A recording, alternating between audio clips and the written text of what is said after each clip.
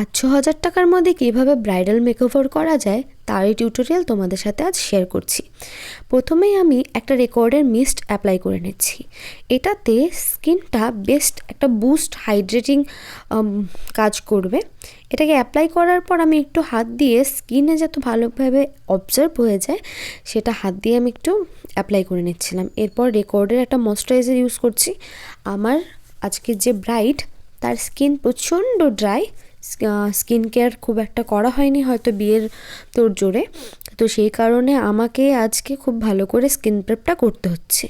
আর স্কিনে অনেক জায়গায় প্রবলেম ছিল, তো সেই প্রবলেমগুলো আমাকে কিভাবে ঢাকতে হয়েছে আমি তোমাদের সাথে পরে দেখাবো। তো এখানে আমি খুব ভালো করে স্কিনের সাথে অ্যাবজর্ব করে দিচ্ছিলাম এই ময়েশ্চারাইজারটা। এটা তোমরা উইন্টারে অনায়াসে ইউজ করতে পারো। এবার আমি একটা প্রাইমার ইউজ করছি ইনসাইড কসমেটিক্সের। এই প্রাইমারটাকে ভালোভাবে অ্যাপ্লাই করে নিচ্ছি হাতের সাহায্যে। প্রত্যেকটা প্রোডাক্ট অ্যাপ্লাই করার পর 30 সেকেন্ড বা 1 মিনিট অন্তত আপনাদের ওয়েট করতে হবে। এখানে আমি একটা ডুরালাইন ইউজ করেছি।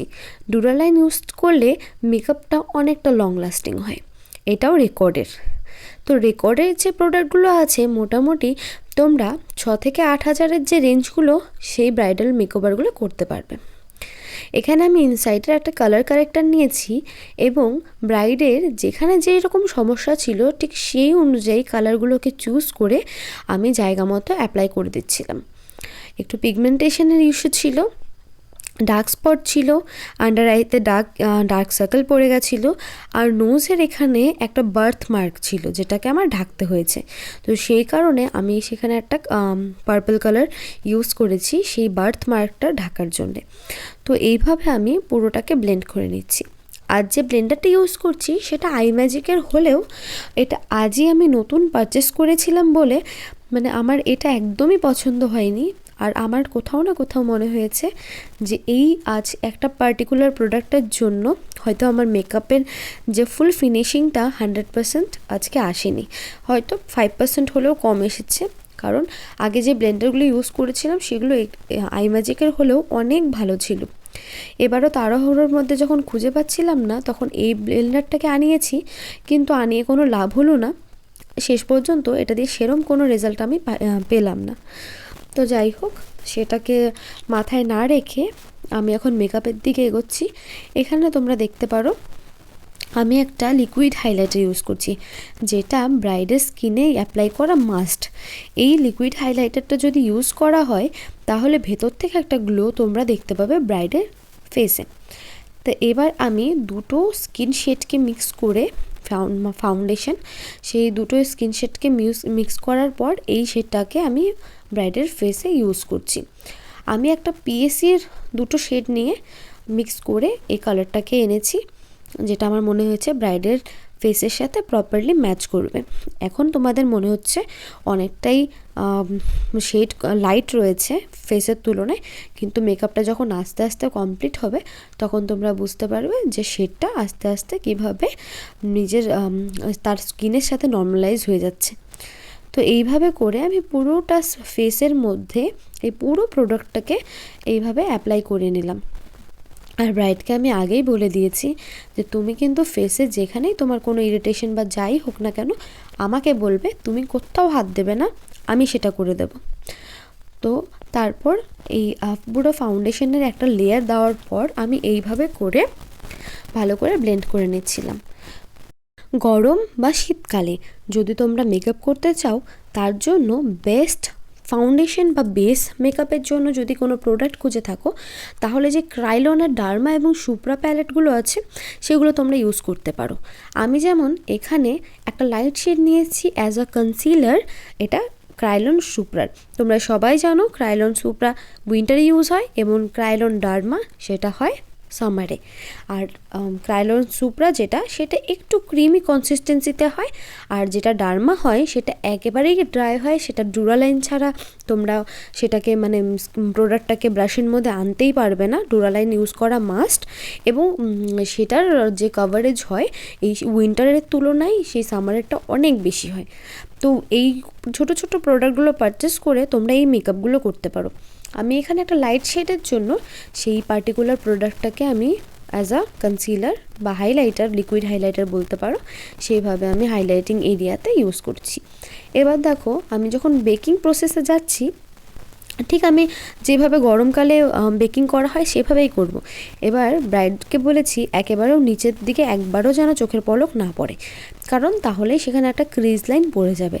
যখন ব্রাইড একবার চোখের পলক ফেলেছিল, একটা ক্রিজ লাইন পড়ে গেছে, আমি আবার সেই জায়গাটাকে ব্লেন্ড করে নিয়ে আবার সেই বেকিং প্রসেসটাকে কন্টিনিউ করেছি। তো এই চোখটাতে দেখো ঠিক এইভাবে যেন একটাই পলক না পড়ে। তো প্রত্যেকটা পার্টস তোমরা যখন করবে খুব ভালো করে ড্যাপ মানে বিউটি ব্লেন্ডার দিয়ে ড্যাপ করে সেটাকে ব্লেন্ড করে তারপরেই কিন্তু বেকিং করব। পুরো ফেসটাকে বেক করার পর আমি এখন ফেসটাকে কিছুক্ষণের জন্য রেস্টে ছেড়ে দেব, এবং রেস্টে ছেড়ে দেব বলে আমি বসে থাকবো না।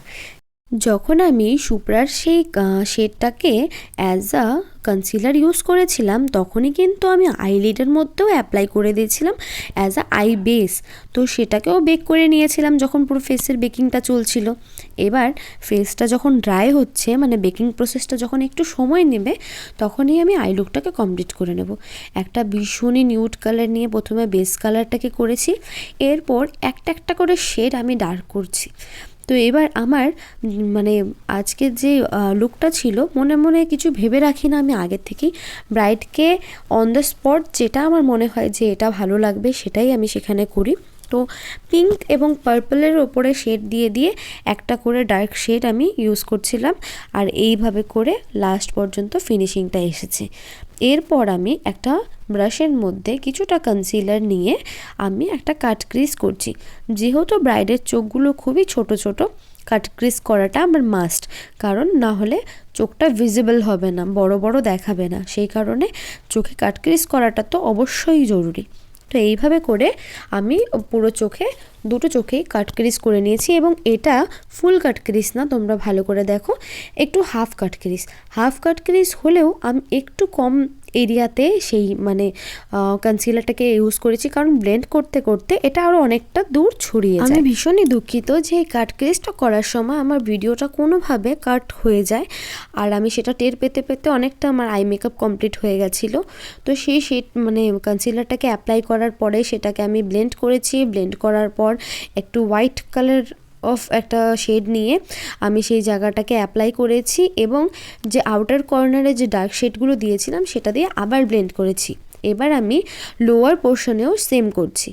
এবার আমার মনে হচ্ছে আইটাকে আর একটু ডিফাইন করা প্রয়োজন, তো সেই কারণে আমি আরেক কোট ওই ডার্ক শেডটাকে অ্যাপ্লাই করেছি।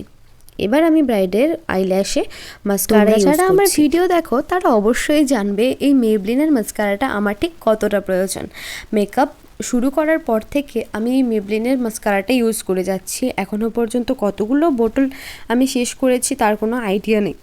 এটা আমার এতটা পছন্দ, কারণ হলো দুটো কোট অ্যাপ্লাই করলেই তোমার আর মাস্কারা ইউজ করার প্রয়োজন হয় না, এবং এটা 100% ওয়াটারপ্রুফ এবং লং লাস্টিং এবং অনেকই বাজেট ফ্রেন্ডলি। তোমরা এটাকে অনায়াসে তোমাদের মেকআপ ভ্যানিটিতে ইউজ করতে পারো। তো এইভাবে করে আমি ব্রাইডের আইল্যাশটাকে ডিফাইন করে দিচ্ছিলাম। একটু বাড়াল আইল্যাশ তো পরাবই, তারপরেও যদি আমি এই মাস্কারাটা ইউজ না করি তাহলে কি হবে, ব্রাইডের যে ল্যাশগুলো সেগুলো নিচে নেমে থাকবে, একটু ব্রাইডেরও প্রবলেম হবে, দেখতেও কাছের থেকে দেখতে একটু অন্যরকম লাগবে। হালকা একটু কাজল ইউজ করেছি ব্ল্যাক, এরপর আমি একটা হোয়াইট কাজল ইউজ করেছি, কারণ ছোটো চোখে সবসময় হোয়াইট কাজল ইউজ করতে হয়। তো হোয়াইট কাজল ইউজ করার পর আমি এখন আইব্রোটা করছি। আমার ব্রাইড ভীষণই হ্যাপি, ও আমার কাছে অনেক দিন থেকেই সাজতে চায় এবং ও আমার ফ্যামিলি মেম্বার। উইন্টার সিজনে এই কাজটি আমার লাস্ট ব্রাইডাল মেকআপ ছিল। এবার আইব্রোটাকে এইভাবে ডিফাইন করার পর আমি একটা খালি মাস্কারা স্পুলি নিয়ে সেটাকে ভালো করে ব্লেন্ড করে নিয়েছিলাম। আমি বরাবরই যে আইব্রোটা সেটার পরে করতে বেশি ভালো পাই, কারণ হলো যখন আমি বেকিং করি ফেসে এবং আইব্রোটা আগে করা থাকে, তাহলে পাউডারের সেই পার্টিকেলগুলো আবার সেই আইব্রোর উপরে পড়ে এবং আমাকে আবার সেই মানে দ্বিতীয়বার সেই আইব্রোটাকে আবার ড্র করতে হয়। তো সেই কারণে পরে আইব্রো ড্র করাটাই আমার কাছে বেশি সুবিধাজনক মনে হয়। এবার আমি একটা কম্প্যাক্ট ইউজ করছি। এই কম্প্যাক্টটা ফরএভার 52 একটা কম্প্যাক্ট, আর সেটাকে আমি এইভাবে করে পুরো ফেসে অ্যাপ্লাই করে নিচ্ছি। কিন্তু তার আগে আমি যে বেকিং করেছিলাম লুজ পাউডারটা দিয়ে, সেটা অবশ্যই ঝেড়ে নিয়েছি। তো এইবার এইটাকেও কম্প্যাক্ট ইউজ করার পরেও আমি একটা ব্রাশের সাহায্যে পুরোটাকে ঝেড়ে নিচ্ছিলাম। ব্লাশারে আমি অনেক আলাদা আলাদা প্যালেট ইউজ করে থাকি, তবে এখানে আমি একটা আই ম্যাজিকের ব্লাশার প্যালেট নিয়েছি। এটা আমার ভালো লাগে কারণ এখানে দুটো শেড আছে, খুব তাড়াতাড়ি তোমার যেটা মনে হয়, যেভাবে মনে হয় মিক্স অ্যান্ড ম্যাচ ব্লেন্ড যেভাবে খুশি তুমি সেটাকে অ্যাপ্লাই করতে পারো। সাথে একটা ব্রঞ্জারও রয়েছে, সেটাকেও তোমরা ইউজ করতে পারো। তো এখানে আমি এইভাবে করে দেখো কিভাবে ব্লেন্ড করে করে সেই ব্লাশারটাকে ইউজ করেছি। এবার আমি কন্ট্রোলিং করছি এই কন্ট্রোরটা দিয়ে। এখানে আমার 3টে হাইলাইটের মতো শেড রয়েছে, এখান থেকে একটা গোল্ডেন শেড নেব এবং সেটা দিয়েই আমি হাইলাইটিংটা করব। প্রথমে স্টেপটা সেটাই শুরু করব। তো তার আগে নোজ কন্ট্রোলিংটা আমাকে করতে হবে। এভাবে করে ব্রাইডের নোজটাকে আমি কন্ট্রোল করেছি। তো এই দেখতে পাচ্ছ যে গোল্ডেন হাইলাইটারটা ছিল, সেটা দিয়ে আমি ঠিক এইভাবে করে হাইলাইটারটা অ্যাপ্লাই করেছি। এবার টিপটা পরিয়ে দিলাম। টিপটা পরিয়ে দেওয়াতে লুকটা তোমরা চোখটা দেখতে পারবে কতটা সুন্দর দেখাচ্ছে।